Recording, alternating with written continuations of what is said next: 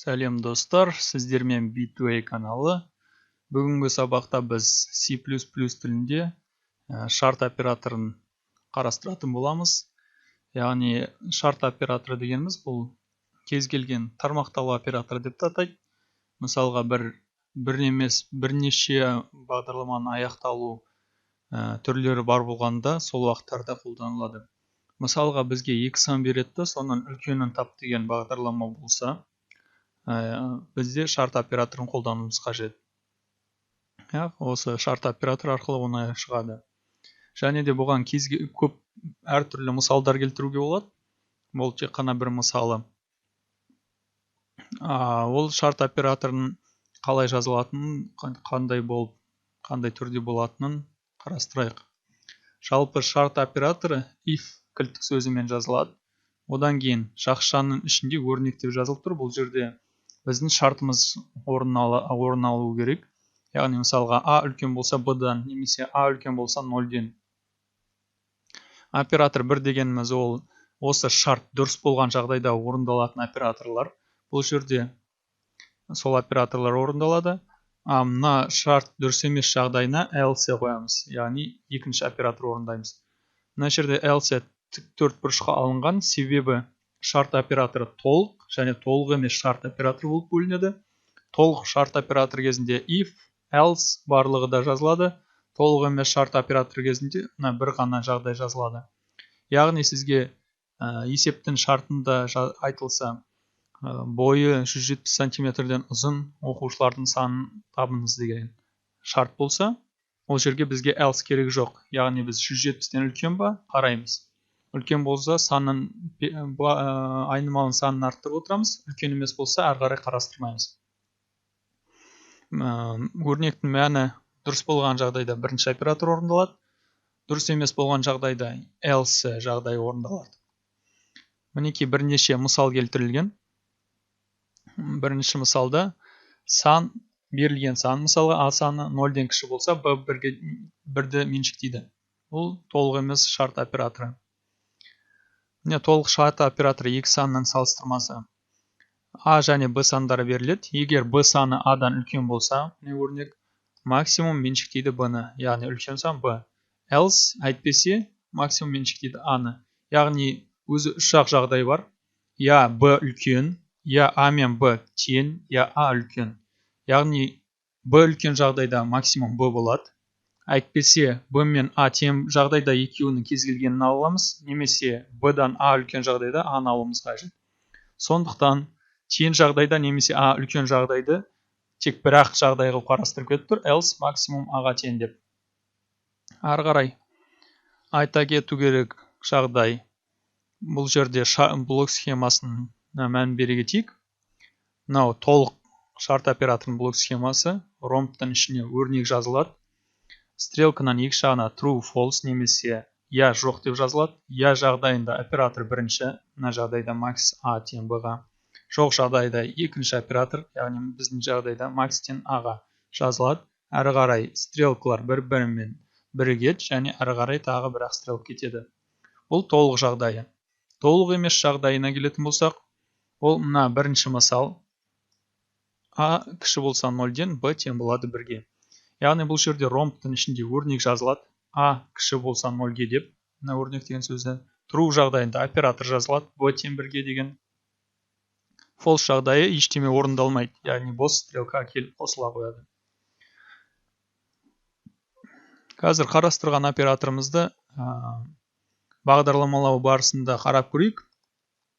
Яғни бір есеп шығарып көрейік. Бір есеп өткен сабақта біз кіріс және шығыс операторларын, енгізу шығару операторларын өткен болатынбыз. Сол операторларды қолдана отырып, және де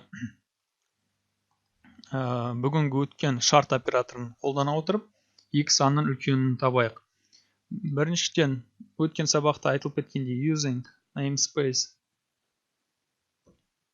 std деп жазып кетейік. Яғни мына std деген жазуды қайта-қайта қолданбас үшін. Екі айнымалы алайық. Int A тең 5-ке деп бірінші жағдайда айнымалылардың мәнін өз қолымызбен беріп есеп шығарып көрейік. Ары қарай енгізу операторын қазір қосатын боламыз осы есебімізге.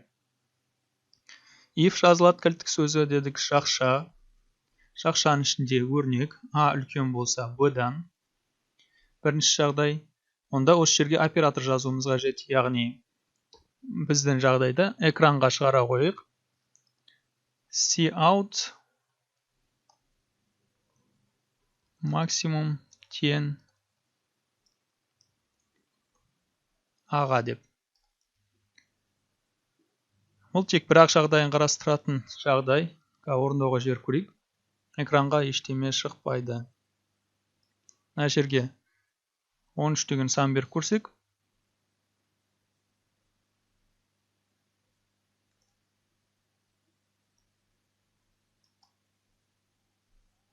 Экранға 13 саны шығып тұр міне. Яғни бірінші жағдайда бұл толық емес шарт операторы, сондықтан бірінші жағдайда біз орындауға жібергенде шарт орындалған жоқ, яғни дұрыс емес, false болады. Өйткені мына жерде беріліп тұрған 5 саны 7-ден кіші.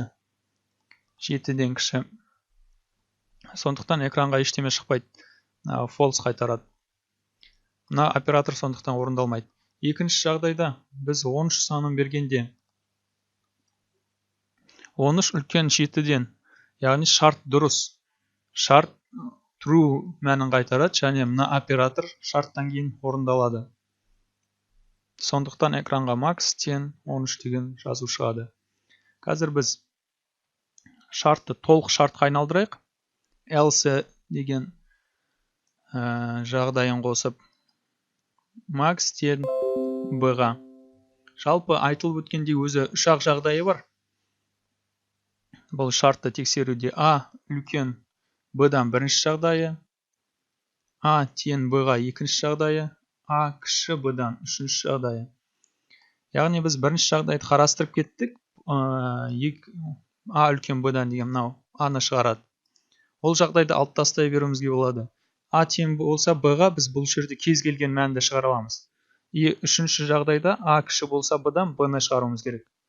Мына жерде кез келген шығара алатын болғандықтан біз b-ны алсақ болады, мына жерде b-ны шығаруымыз керек болады. Сондықтан біз else жағдайында b-ны шығарып тұрдық. Тексеріп көрейік. 13 шықты жақсы. Мына жағын 17 деп өзгертейін. 17 шықты әне. Яғни мына жағдайда да шығып тұр. Яғни 13-та 13 деп беріп көрейік. 13 шықты. Көріңіздер ма? Яғни бұл бағдарлама қазір 3 жағдайды ескеріп тұр. Немесе жақсы, осыдымен тоқталайық. Қазір мына жерде тағы бір енгізу операторын қолданайық.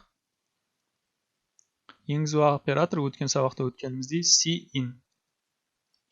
Стрелкалар былайынан қарайды. Cin A, cin B. Яғни 2 санды енгіземіз. Әдемілеу болып тұру үшін былайынан жазайық. Cout A тең нүкте. Мына жерде Cout B тең нүкте. Екеуінде де /n қосып жіберейік, яғни жаңа строкадан шығып тұру үшін.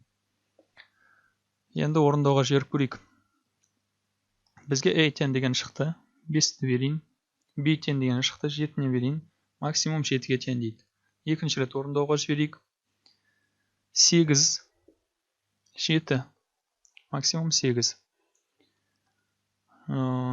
Жалпы осы енгізу операторын қолдандық, шығару операторын қолдандық, және шарттың толық нұсқасын және қысқа нұсқасын қолданып көрдік. Сұрақтарыңыз болса комментарийға жазыңыздар. Видео ұнаса лайк басып, достарыңызбен бөлісіңіздер. Сіздермен болған B2A каналы. Сау болыңыздар.